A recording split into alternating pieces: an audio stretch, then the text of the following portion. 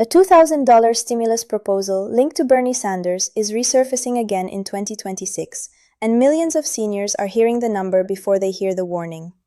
That is where the danger starts, because when a headline moves faster than the facts, people assume the money is already on the way. It is not. And tonight, we need to talk about what this resurfacing actually means, what it does not mean, and why some older Americans could be misled into believing they are automatically included. Stay with me, because there is one question hiding behind all of this talk, and it is the question that could decide everything if anything ever moves forward in 2026. Who actually qualifies if this $2,000 proposal ever moves forward in 2026? Most people think they already know. Most people are wrong, and the answer is not what most people think. There is one eligibility rule buried inside how past stimulus programs were structured, tracked, and delivered. That rule does not get enough attention. It does not sound dramatic, but it can completely change who gets paid, who gets delayed, and who gets left out. That is why this video matters so much for seniors, retirees, Social Security recipients, and anyone living on a fixed income. By the end, I am going to break down that rule in plain English. No hype, no guessing, just the part that many channels skip. Because if this proposal keeps circulating through 2026, the biggest mistake would be assuming the phrase "stimulus for Americans" means automatic payment for everyone. It never worked that simply before. And that hidden qualification mystery is the part we need to keep watching very closely.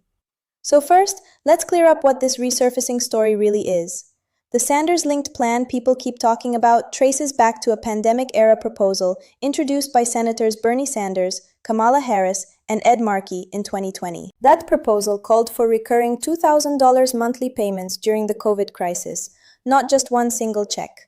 It was a relief proposal from a very different economic moment. It was not written only for seniors, it was not a 2026 law, and it was not passed into a standing benefit for retirees. That matters because many viewers are now seeing old ideas, recycled headlines, and social clips repackaged like fresh federal action. But resurfacing talk is not the same as enacted policy. That misunderstanding is driving confusion right now, and for seniors, confusion can become costly when expectations rise before legislation exists. Here is the second part most people are missing. As of 2026, Congress has not approved a new federal stimulus program tied to this resurfacing talk, and the IRS has not announced a new nationwide payment. That means there is no official $2,000 senior stimulus being automatically sent out right now. Yet the conversation keeps growing because the number is powerful, the timing is emotional, and many families still feel squeezed by groceries, housing, insurance, and prescription costs. So when people hear $2,000 proposal and seniors, they naturally lean forward. They want hope. They want relief. They want certainty. But hope can be manipulated when context gets stripped away. And that brings us right back to the mystery we opened with. Even if a version of this proposal were revived, who actually qualifies if this $2,000 proposal ever moves forward in 2026? That answer is where the real story begins. Now let's talk about what a stimulus proposal really means. A proposal is not a payment. A proposal is not an approval. A proposal is not a treasury schedule. It is an idea placed into the political system where it can be changed, narrowed, delayed, or blocked. That distinction is everything. Because viewers often hear a number and assume a benefit is guaranteed, it is not. Lawmakers can float a figure like $2,000, but the final version, if one ever exists, could look very different. It could include phase-outs. It could be narrowed by income. It could rely on past filing data. It could exclude some people others assumed were covered. And that is why this resurfacing matters without being a promise. The talk is real. The curiosity is real. The financial stress behind the interest is very real. But most people are misunderstanding what this actually means. And for you, that means eligibility is not guaranteed for everyone. A lot of seniors hear these stories and immediately make one of three assumptions. Assumption number 1, all seniors would qualify automatically. Assumption number 2, only low-income people would qualify. Assumption number 3, if you receive Social Security, the government would already know and send the money. Those assumptions sound reasonable. They also hide serious problems, because past programs did not always work through a single clean rule. Some payments were tied to income. Some relied on tax records. Some required the government to cross-match federal benefit data. Some people received funds automatically. Others faced delays, confusion, or missed amounts. So when viewers say, "I'm retired, therefore I'd get it," that is exactly where mistakes begin. Stop. This is where most people get confused. Retirement status alone has never guaranteed full inclusion in every relief system. And yes, that connects again to the same unresolved question. Who actually qualifies if this $2,000 proposal ever moves forward in 2026? Let's go deeper into the real eligibility system, because this is the part that separates headlines from reality. In past federal stimulus structures, income thresholds mattered. The IRS has stated that full payment amounts were tied to adjusted gross income levels, with reductions beginning above certain thresholds and full phase-outs after higher limits. That means two retirees the same age could be treated differently based on reported income. A married couple could be handled differently from a single filer. A senior with pension income, withdrawals, or other taxable income could face a different outcome than someone living on lower reported income alone. So no, the system does not treat everyone the same. It looks at categories, records, and federal data points. And if that sounds technical, here is the plain English version. Your age may matter politically, but your records matter administratively. That is a huge difference. And it leads directly back to the rule I mentioned earlier, the one many people never hear explained clearly. The next layer is even more important for seniors. The federal government did not rely only on one list. The IRS has explained that for some Social Security beneficiaries and railroad retirees who were not otherwise required to file tax returns, payment systems could use Form SSA 1099 or Form RRB 1099 information to generate economic impact payments. In other words, the system could use benefit records to identify certain recipients. But that did not erase all complexity. It simply created another route into the system. Some people were identified through tax returns, some through benefit data. Some needed extra handling because direct deposit details, dependent information, or filing history were incomplete. This matters because many seniors hear Social Security data exists and assume automatic payment for all. That leap is dangerous. Administrative systems are not emotional. They are rule-based. They only work as well as the records they can verify. And yes, once again, that keeps the mystery alive. Who actually qualifies if this $2,000 proposal ever moves forward in 2026? There is also a historical warning that seniors should never ignore. In earlier stimulus eras, confusion around filing requirements created real harm. Policy experts at the Center on Budget and Policy Priorities noted that millions of eligible Social Security beneficiaries in 2008 were effectively forced into filing processes they did not normally use, and millions failed to receive intended payments. That happened even though government agencies already had much of the needed information. The lesson was painful and simple. If the delivery system depends on records, matching, and administrative rules, then eligible people can still miss money when the process is unclear. That is why this conversation is not just academic. For many retirees, one mistaken assumption can mean waiting, stress, paperwork, or nothing at all. So when people casually say, "Don't worry, they'll send it automatically," remember this. History says that confidence can be misplaced, and the hidden rule is still sitting there, deciding more than most viewers realize. Now let's address the biggest misunderstood detail of all. Stimulus does not mean automatic payment. Let me say that again, because this is where hope can turn into disappointment.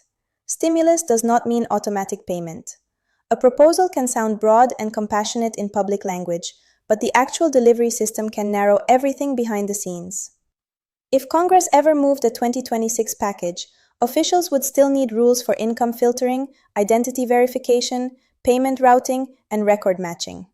That means some seniors could assume they qualify, tell friends they qualify, even budget around the idea that they qualify, and still never receive anything if their records do not fit the final structure. That emotional gap is where real damage happens. Not in the headline, in the silence that follows, in the mailbox that stays empty, in the bank account that never changes, in the confusion when nobody explains why. And that is why this mystery matters more than the dollar figure itself. So what is the buried qualification issue that could decide everything? It is not simply age. It is not simply being retired. It is not simply getting Social Security. The deeper issue is how eligibility gets filtered through income-based rules and verified through IRS and SSA data systems. In past structures, payments often depended on tax return information from prior years, or on matched federal benefit data when no return existed. That means the system looked backward before it paid forward, and for seniors, that can create very different results. One person may qualify based on income and matched records. Another may fall above a threshold. Another may have incomplete filing history. Another may receive the base amount but face complications tied to dependents or outdated payment details. This is the part most people never hear clearly. The headline says $2,000. The hidden machinery asks a different question. What do the records show, and do they fit the final rule? That single factor could decide everything. And here is where the Sanders angle needs one more clear explanation. The original Sanders-Harris-Markey proposal from 2020 was actually broader in some ways than later relief structures, because it described monthly payments and even referenced using multiple assistance databases instead of relying only on recent tax returns. That sounds encouraging on the surface, but resurfacing discussion in 2026 does not guarantee any future bill would copy those same terms. Lawmakers change language, committees rewrite details, budget pressures reshape benefits, political messaging simplifies what administrative rules later complicate. So when someone online says, Sanders wanted $2,000, so seniors would get $2,000, that statement skips several critical steps. First, a current bill would have to exist. Second, Congress would have to pass it. Third, the payment formula would need to be defined. Fourth, the eligibility system would need to identify actual recipients. Until those pieces exist, every confident promise should be treated with caution. And yes, we still return to the same question because it is the heart of this entire story. Who actually qualifies if this $2,000 proposal ever moves forward in 2026? That is also why misinformation spreads so easily in this space. People are vulnerable when money is tight and the message sounds urgent. A rumor can use 3 true words and 1 missing fact to create a false belief. Stimulus, seniors, 2026. Then the missing fact. No approved federal payment exists yet. Reports in 2026 have already warned that online claims about fresh stimulus checks often mix state programs, old federal policy, and outright scams. The IRS warns people to be cautious of texts, emails, websites, and social posts asking for money or personal information. The agency does not begin contact through those channels. Real IRS contact starts by mail. That matters, especially for older viewers who may be targeted when these stories go viral. So if anyone tells you the money is already approved, asks for banking details, or pressures you to claim your place, step back immediately. Hype moves fast, scams move faster, and confusion about eligibility makes both more dangerous. Now let's close the loop clearly. The real answer to the mystery is this. If any $2,000 proposal ever moves forward in 2026, qualification would likely depend on income-based filtering, IRS and Social Security data matching, and whether the government can verify you through prior tax returns or benefit records. That is the part most people never hear clearly. Not age alone, not retirement alone, not emotion alone. Records, thresholds, matching, verification. This single factor could decide everything. It could determine whether someone is paid automatically, delayed for review, reduced by phase-outs, or excluded entirely. That may not be the exciting answer many people hoped for, but it is the honest one. And honesty matters more than hype when seniors are planning bills, medicine, rent, and groceries. If this story keeps building in 2026, remember what we uncovered tonight. The number gets attention, but the rule decides the outcome. So here are the smartest next steps. First, make sure your Social Security and IRS records are accurate and current. Second, if you normally file taxes, keep your filing history up to date. Third, if you do not usually file, pay close attention to any official guidance on whether action would be needed. Fourth, monitor only official government announcements, not viral clips and copied posts. Fifth, guard your personal information aggressively because rumor cycles attract scammers fast. And finally, stay calm until something official is passed and published. Seniors deserve facts, not false hope. They deserve clarity, not recycled confusion. And they deserve to know that the real question was never just whether a $2,000 number sounds possible. The real question was always the one we opened with, the one many people still have not answered correctly. Who actually qualifies if this $2,000 proposal ever moves forward in 2026? Do you think $2,000 stimulus payments should go to all seniors or only low-income retirees?